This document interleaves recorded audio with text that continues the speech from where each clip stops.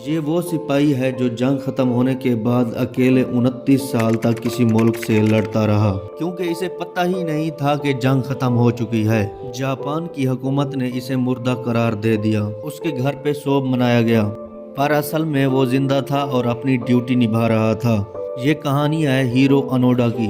1944 میں world war 2 کے تحت جاپان نے اپنے فوجوں کا ایک دستہ تیار کیا اور ان کو فلپائن کے لوبین آئلینڈ میں بھیج دیا تاکہ جتنا ہو سکے وہ دشمن کو کمزور کر دیں، اور ہیرو انوڈا کو اس ٹیم کا لیڈر بنایا گیا کیونکہ انوڈا ایک گوریلا کمانڈو تھا اور اس لیے اسے باقیوں سے زیادہ جنگ لڑنے کا ایکسپیرینس تھا۔ ان کو روانہ کرنے سے پہلے میجر تانا نے ہیرو انوڈا کو ایک قسم دی اور کہا کہ جب تک میں نہ کہوں تم واپس لوٹ کے نہ آنا اور نہ ہی ہار ماننا، اور جب جاپان جنگ جیت لے گی تو ہم سب تم کو یہاں سے لے کے جائیں گے۔ ہیرو انوڈا نے ایسا ہی کیا۔ وہ اپنے ساتھیوں کے ساتھ لوبیک آئلینڈ چلا گیا۔ ان کے جانے کے کچھ عرصہ بعد امریکہ جاپان پر ایٹمی حملہ کر دیتا ہے اور اس حملے میں جاپان پوری طرح تباہ ہو جاتا ہے۔ جاپان کو سمجھ آ جاتا ہے کہ اب وہ مزید جنگ نہیں لڑ سکتا، اس لیے انہوں نے ہار مان کر امریکہ کے سامنے سرنڈر کر دیا، اور یہ بات ہیرو انوڈا کو نہیں پتا تھا۔ وہ اپنے ساتھیوں کے ساتھ جنگ لڑ رہا تھا۔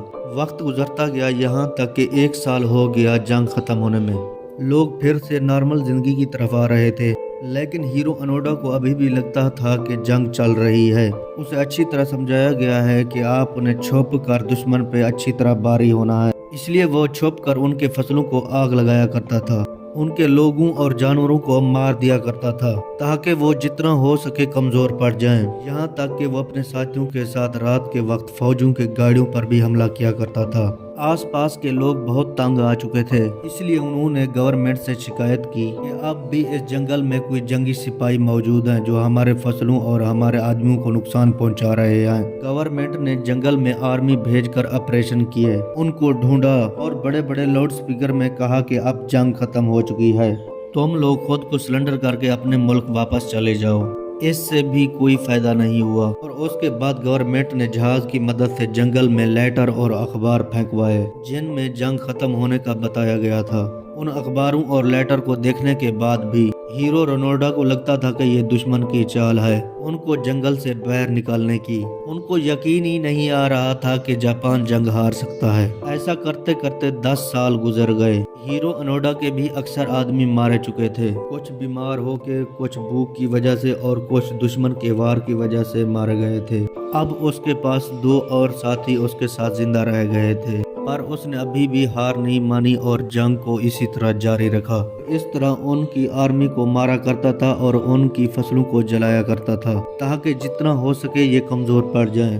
کچھ سال کے بعد عوام نے پھر گورنمنٹ سے شکایت کی اور گورنمنٹ نے پھر آرمی کو جنگل میں بھیجا، پر سب کچھ ناکام رہا۔ ہیرو انوڈا ایک عام انسان نہیں بلکہ ایک کمانڈر تھا۔ اس کے لیے آرمی سے چھپ جانا ایک عام سی بات تھی۔ گورنمنٹ نے جنگل میں پھر سے اخبار پھینکوایا۔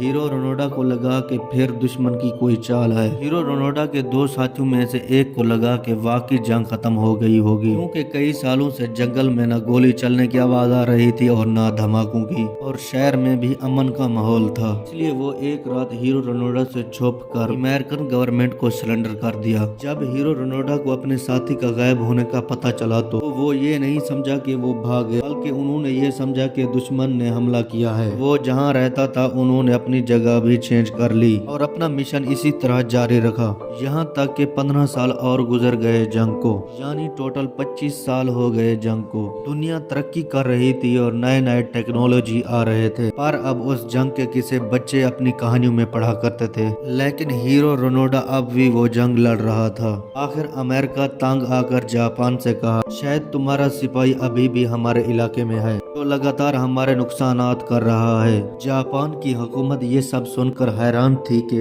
کوئی سپاہی 25 سال تک جنگ کیسے اکیلا لڑ سکتا ہے، جبکہ جاپان نے خود کو سرنڈر کر دیا تھا اور ہار مان لی تھی۔ جاپان نے جتنا سپاہی امریکہ میں بھیجے تھے ان سب کا ڈیٹا چیک کیا تو پتہ چلتا ہے باقی سب کا ڈیٹا تو موجود ہے۔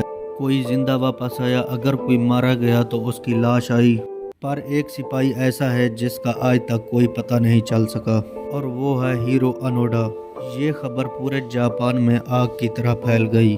لوگ حیران تھے کہ کوئی ایک آرڈر پر 25 سال تک کیسے لڑ سکتا ہے۔ اس خبر کی وجہ سے ہیرو انوڈا پورے جاپان میں فیمس سپاہی بن گیا، ہر جگہ اس کے چرچے تھے۔